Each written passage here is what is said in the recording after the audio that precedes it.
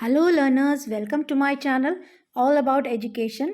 Just before I begin this video, I would like to share with you that I have just uploaded a video on the categories or classification of theories in which we discussed about factorial theories and process oriented theories.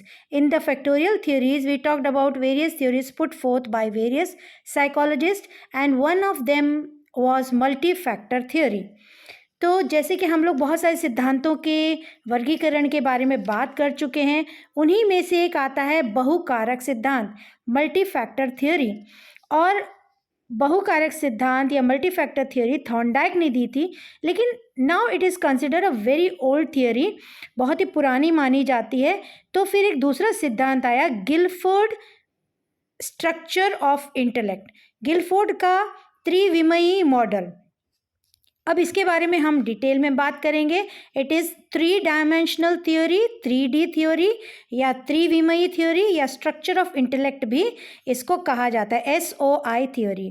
तो ये जो SOI theory 1967 में Guilford ने रखी थी हमारे सामने, और this is quite different from Thurstone's, Thorndike और स्पीयरमैन्स थ्योरी। बहुत अलग है, बहुत डिफरेंट है, बिकॉज इट क्लासिफाइज और it depends on the 3 dimensions in which various elements are put forth. So ये 3 डायमेंशन में आपको दिखाई देती है XYZ। इसमें सारे एलिमेंट्स सजाए गए हैं, सारे एलिमेंट्स रखे गए हैं। और अगर हम इनकी बात करें कि इसको हम किस तरह से समझ सकते हैं, तो इन 3 डायमेंशंस को XYZ को हम पहले तो बांट लेते हैं 3 डायमेंशंस में। वो हैं कंटेंट, प्रोडक्ट्स और operations.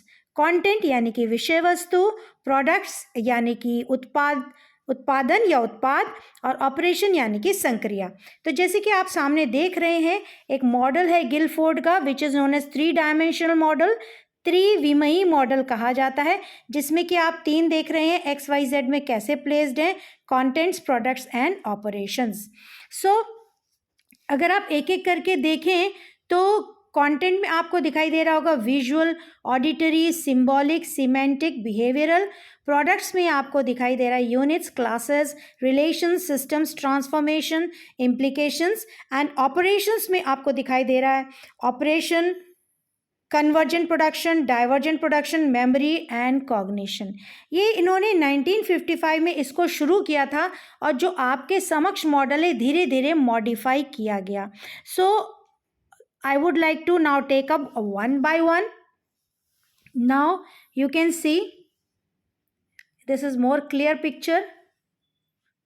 If you talk about contents, then इसमें जो एरिया है, इसमें जो आइटम्स हैं, वो अलग अलग सूचनाएं जो हैं वो अलग अलग ऑपरेशंस के अकॉर्डिंग की जाती हैं।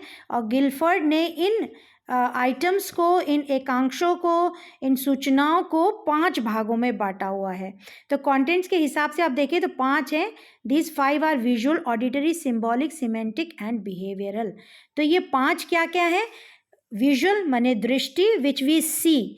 Then second one is auditory, which we hear, जो हम सुनते हैं, श्रव्य।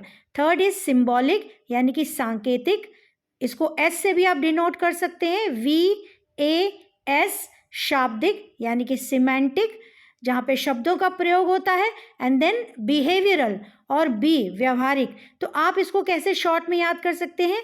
VASMB। तो इस तरह से आप इसको याद कर सकते हैं। उसके बाद नेक्स्ट आपका आता है प्रोडक्ट्स। इसमें इस डायमेंशन में विषय वस्तु द्वारा की गई संक्रियाओं का परिणाम होता है, यानी कि what is the result, what is the conclusion drawn on the operation of this content. So इसमें आपने देखा कि 6 भागों में बांटा गया है, जो है unit, classes, relations, systems, transformation and implication. तो 6 भाग जो हो गए, वो पहला वाला यूनिट है, आशय या इकाई, देन क्लासेस और वर्ग, फिर तीसरा है संबंध, रिलेशंस, सिस्टम्स, पद्धतियाँ, देन ट्रांसफॉर्मेशन यानी कि स्थानांतरण, and last one is implication, that is आशय. तो you can just write it in short form in abbreviations as UCR, STI, UCR-STI, which is units, classes, relations, systems, transformations and implications.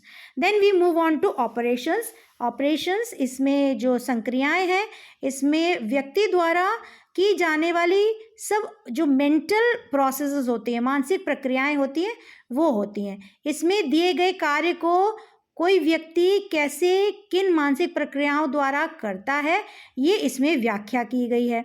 और इसमें जो mental abilities को बांटा गया वो है 5 भागों में, 5 पार्ट्स में. Operations, convergent production, divergent production, memory and cognition. तो आप देख सकते हैं मेंटल एबिलिटीज़ में बांटा गया है, वो आपकी कौन कौन सी है. तो जैसे कि आप देख पा रहे हैं, पहले मूल्यांकन था, इवैल्यूएशन भी इसको कह सकते थे. उसके बाद अभिसारी चिंतन या कन्वर्जेंट और एन, देन अपसारी डाइवर्जेंट चिंतन, फिर स्मृति यानी कि मेमोरी एम, और संज्ञान यानी कि कॉग्निशन सी. तो इसको जो सबसे ऊपर ऑपरेशन है उसको ओ भी कर सकते हैं, और आप इवैल्यूएशन यानी कि ई भी आप लिख सकते हैं. तो ये आपका हो जाता है ENDMC. तो इस तरह से आप इसको याद कर सकते हैं. जो इस उदाहरण में जो 5 मानसिक क्षमताओं में मूल्यांकन की संक्रिया ऑपरेशन भी होती पाई गई है, इसलिए आप इसको ऑपरेशन भी लिख सकते हैं और इवैल्यूएशन भी लिख सकते हैं. तो ये 3 हम लोगों ने बात करी. अब बात करते हैं कि गिलफोर्ड ने स्पेयरमैन की थ्योरी को रिजेक्ट किया, जो हम डिस्कस कर चुके हैं अपने पिछले वीडियो में.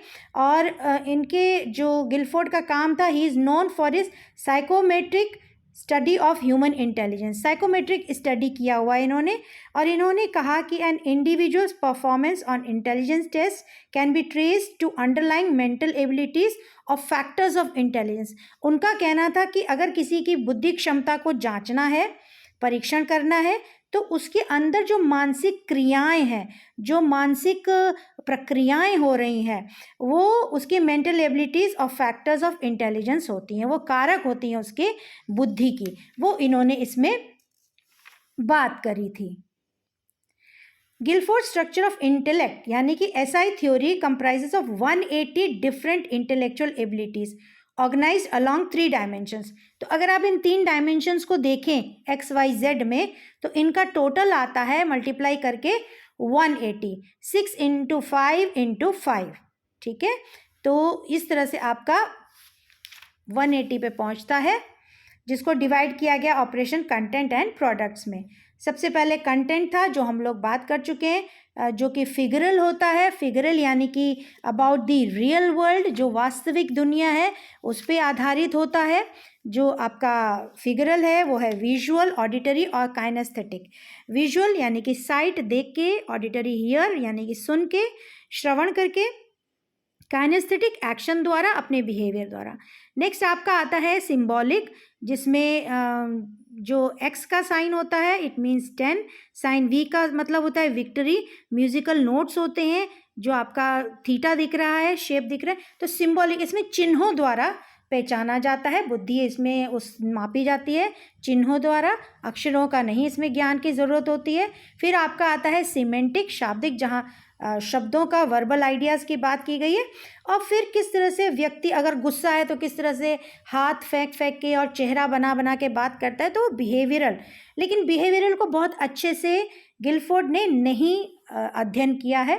उसके बाद आते हैं ऑपरेशंस. ऑपरेशंस में जैसे कि हमने बात करी, कॉग्निशन होती है, किस तरह से समझा जाता है, किस तरह से बोध किया जाता है, और उसमें अंडरस्टैंडिंग आती है. फिर आता है मेमोरी, इसको एनकोड किया जाता है इन्फॉर्मेशन को कैसे हमारे स्मरण में याद रखा जाता है, कैसे कोडिंग से याद रखा जाता है. फिर आता है मेमोरी रिटेंशन, हम कितने देर तक जो हमने स्मरण किया उसको रख पाते हैं, उसको रिटेन कर पाते हैं. फिर आता है आपका डाइवर्जेंट प्रोडक्शन. यहाँ पे क्रिएटिविटी, डाइवर्जेंट मतलब फैलना, जो आपने सीखा उसको अलग अलग मुद्दों पे, अलग अलग जगहों पे, अलग अलग परिस्थितियों में आप किस प्रकार से दिखा सकते हैं, दर्शा सकते हैं. So here comes the creativity of the person that he or she shows multiple approach to tackle a problem or to face a situation। तो किस तरह से बहुआयामी उपागम द्वारा व्यक्ति समस्याओं को सुलझा सकता है, समझ से, अपनी सृजनात्मकता से, क्रिएटिविटी से। देन कम्स कन्वर्जेंट प्रोडक्शन, जब हम एक कंक्लूजन पे आते हैं, एक निष्कर्ष पे आते हैं, एक समाधान पे आते हैं बहुत सारी बातों का, तो वो आपका कन्वर्जेंट हो जाता है। कन्वर्जेंट यानी कि अभिसारी। फिर आता है इवैल्यूएशन, मूल्यांकन, या जो ऑपरेशन की हमने बात करी है जिस संक्रिया की, यहाँ पे हम जांच करते हैं कि जो हमको जानकारी मिली है, इंफॉर्मेशन मिली है, वो कितनी सही है, कितनी उचित है। और अगला आता है आपका प्रोडक्ट यानी कि उत्पाद। यहाँ पे हमने जैसे बात करी, सबसे पहले यूनिट की बात करी थी यानी कि इकाई की बात करी थी। इस इकाई के बाद हम बात करते हैं वर्ग की, जिसमें वर्ग क्या है, वो एक ग्रुप है, एक समूह है इकाइयों का, वो एक समूह है आशय का, यूनिट्स का, जिसमें सेम फीचर्स होते हैं, जिनमें समान विशेषताएं आपको देखने को मिलती है। जिन यूनिट्स में समान विशेषताएं दिखती है उनकी हम एक वर्ग बना लेते हैं, एक क्लास बना लेते हैं, और फिर उनके बीच में हम जो संबंध स्थापित करते हैं वो आपका रिलेशंस में आता है, यानी कि इकाइयों के बीच में, आशय के बीच में क्या संबंध है उसको हम जानने की कोशिश करते हैं। फिर आपका आता है सिस्टम्स यानी कि पद्धतियाँ, एस। यहाँ पर जो भी रिलेशंस या संबंध हमने स्थापित किए हैं वो किस प्रकार से एक जाल बुनते हैं, एक नेटवर्क बनाते हैं, एक वेब बनाते हैं। फिर आता है ट्रांसफॉर्मेशन यानी कि स्थानांतरण, जो कन्वर्जन्स, जो बदलाव, जो मॉडिफिकेशन इंफॉर्मेशन में हम करते हैं वो इसके अंतर्गत आते हैं। Then how we use this information, वो इम्प्लीकेशन में आता है कि जो हम उसी के आधार पर भविष्यवाणी करते हैं, हम कोई निष्कर्ष निकालते हैं, कोई अन्य इंफॉर्मेशन निकालते हैं, तो these all come under information.